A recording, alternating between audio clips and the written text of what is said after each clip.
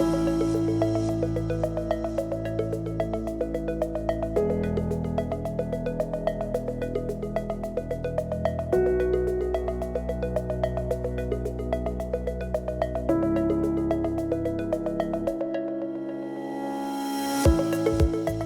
Mercosul é um acordo que tem 1500 páginas e a maioria das pessoas que falam sobre o Mercosul nunca leram nem uma página e meia, quanto mais 1500. Para Portugal, na perspectiva da CAP, coisas objetivas. É um mercado com 210 milhões de pessoas que falam português. Isso não existe noutra parte do mundo, só existe no Brasil. Nós temos uma vantagem sobre qualquer outro país europeu nesta matéria. Mas isto não chega. Agora temos que também saber aproveitar a vantagem. Os espanhóis já estão a fazer promoção do azeite com dezenas de milhões de euros em ações de promoção. Nós estamos a fazer zero. Se calhar o resultado que depois se poderia obter não é o mesmo, porque nem o setor, nem o governo aproveita as oportunidades. E isto repete-se para a fruta, para o vinho, para tudo. A oportunidade existe, mas temos que trabalhar para isso.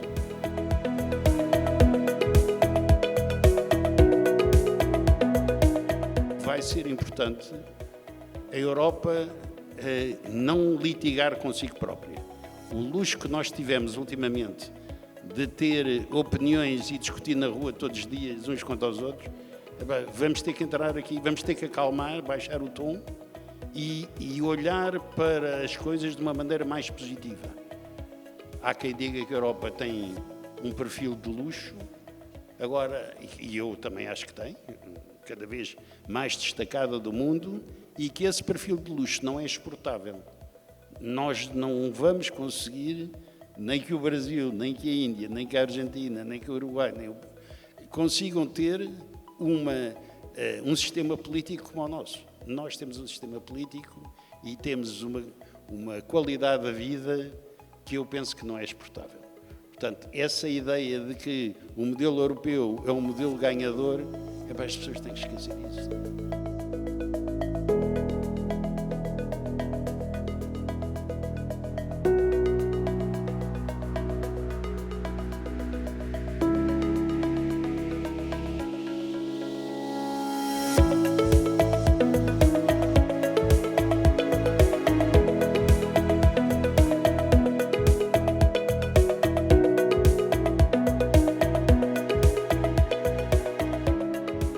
Eu acho que condiciona a cultura dos cereais em Portugal, e eles são diferentes uns dos outros, e portanto há fatores evidentemente que são distintos, é aquilo que condiciona a generalidade das culturas, ou seja, ou das atividades económicas, se quisermos. Mas quando pensamos na agricultura, aquilo que é muito evidente é que quando temos enquadramentos técnicos por um lado e de mercado por outro, que conferem maior competitividade a uma determinada produção, essa produção tende a crescer.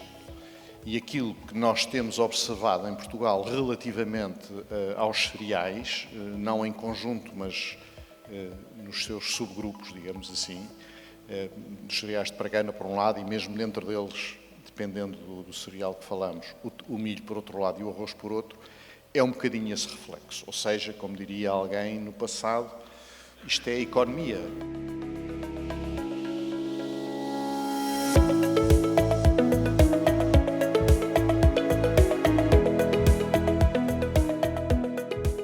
O que nos faz pensar que, efetivamente, temos que olhar para o setor dos cereais com um papel importante. Começam a surgir também debates a nível internacional e a nível europeu e mesmo nacional, em que relacionam muito a questão da defesa e os cereais e o abastecimento alimentar, e no nosso caso particular estou focada nos cereais, dado os nossos baixos níveis de produção, ou seja, a importância que o abastecimento alimentar tem na soberania, começam a surgir temas como a soberania e na segurança internacional. Ou seja, estamos aqui, na altura em que estamos a pensar a estratégia, estamos aqui com um novo mundo, com umas preocupações que vão muito além da questão da produção, mas muito além de questões muito ligadas à soberania.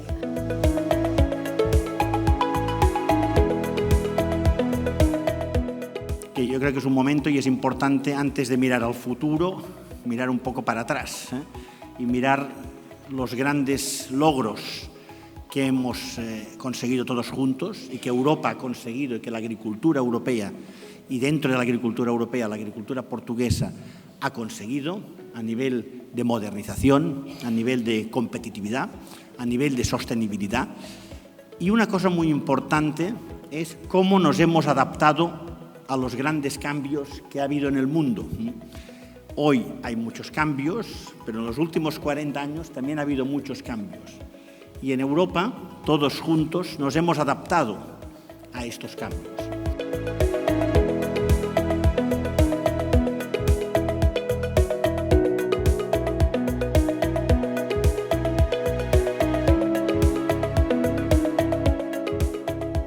Não é muito fácil.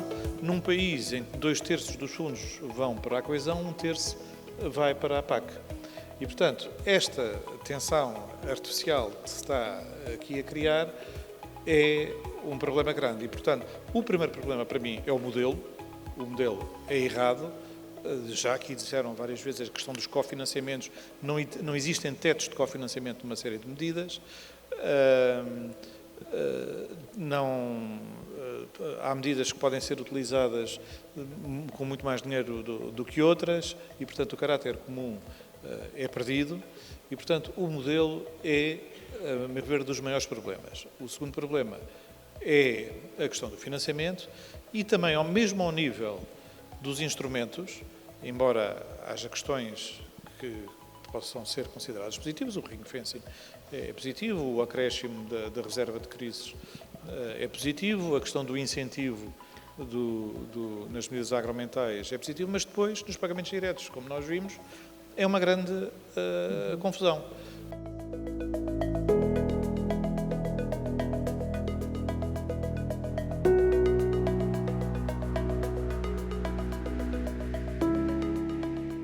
Enfim, o que nos traz aqui é a coesão, não é? Portanto, como é que a PAC é um instrumento de coesão? Acho que sim, que a PAC é um instrumento de coesão, quer ao nível dos Estados-membros, quer dentro dos Estados-membros. Portugal tem imensas desigualdades de território e de rendimentos, portanto a PAC poderá funcionar muitíssimo bem ao corrigir determinadas assimetrias, não as vai corrigir todas, isso são problemas históricos que nós temos de fomentar essas assimetrias. Nós investimos tudo num lado e deixamos tudo por investir no outro e isso cada vez agrava mais o problema.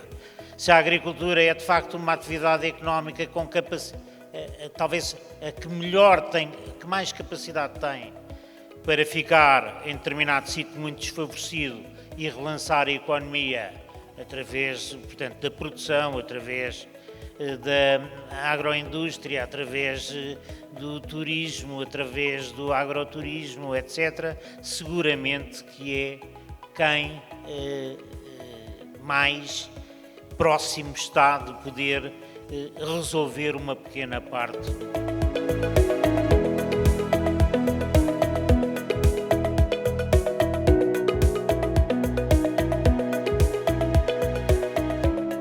Meus senhores, o número de participantes neste Congresso revela bem a importância das culturas cerealíferas no nosso país, mas porventura também revela as preocupações que afligem atualmente o sector, mostrando que os agricultores e os produtores florestais nunca desistem.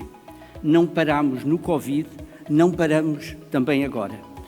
Mas é muito importante que neste momento o Governo esteja ao nosso lado, esteja ao lado daqueles que mais sofreram nesta catástrofe, mas que não fique ninguém para trás. E com isto quer dizer, obviamente que eu começo por pensar nas zonas que foram mais duramente atingidas pela catástrofe, mas há outras zonas que não estão incluídas ainda nas delimitações de catástrofe e que não podem ser esquecidas e, obviamente, fica aqui esta referência que nenhum agricultor pode ser deixado para trás.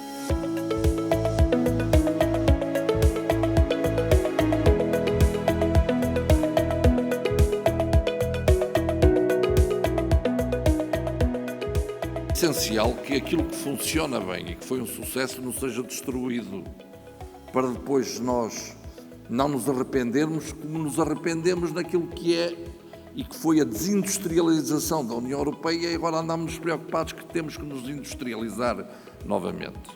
E a política agrícola comum tem sido um sucesso, e um sucesso que permite que, no respeito das mais elevadas normas ambientais, o agricultor forneça não só os alimentos a preços acessíveis, como, e é bom que se diga, e aqui é uma mensagem para a DG Agri, bens públicos europeus. Mas estou convencido que este mês fica pronto o decreto-lei para se avançar para uma entidade que também ela se possa socorrer de fundos em termos de instrumentos financeiros, leia-se aquilo que é, no fundo, a possibilidade de ir ao Banco Europeu de Investimentos, entre outros fundos, tal como este, Fundo Europeu para a Competitividade. Nós já enviamos propostas de alteração ao regulamento para que esse regulamento tenha em atenção estes objetivos.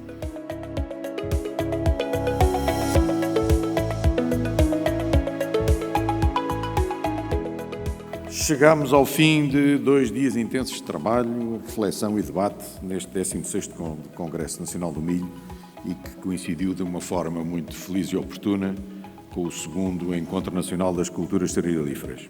2 dias que reuniram mais de 600 participantes, entre os quais agricultores, técnicos agrícolas, investigadores e um elevado número de estudantes, os nossos futuros agricultores, o que por si só é um sinal claro da vitalidade do setor e da importância estratégica dos cereais para a agricultura portuguesa. Efetivamente, ao juntarmos no mesmo evento os produtores de milho, de cereais paganosos e de arroz, foi a intenção da Ampromis, da AMPOC e da AOP dar um sinal claro da união e de concertação estratégica em torno da produção nacional de cereais.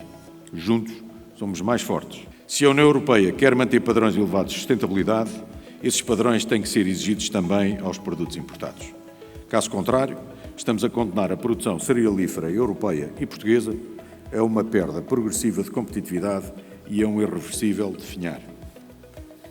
Outra preocupação central prende-se com a manutenção dos contingentes de importação de cereais da Ucrânia sem quaisquer direitos aduaneiros. Reconhecemos plenamente o contexto excepcional que a Ucrânia vive. A solidariedade europeia é um valor fundamental. Mas essa solidariedade não pode ser exercida à custa da viabilidade económica dos agricultores europeus, especialmente nos países mais frágeis do ponto de vista produtivo. A ausência total de mecanismos de salvaguarda está a distorcer os mercados, a pressionar os preços à produção e a colocar milhares de agricultores numa situação de enorme fragilidade económica. A Europa precisa de equilíbrio, de instrumentos de correção e de políticas que protejam quem produz. Portugal precisa urgentemente colocar em prática a estratégia Mais Cereais. Não podemos continuar a aceitar com normalidade níveis de autoaprovisionamento tão baixos.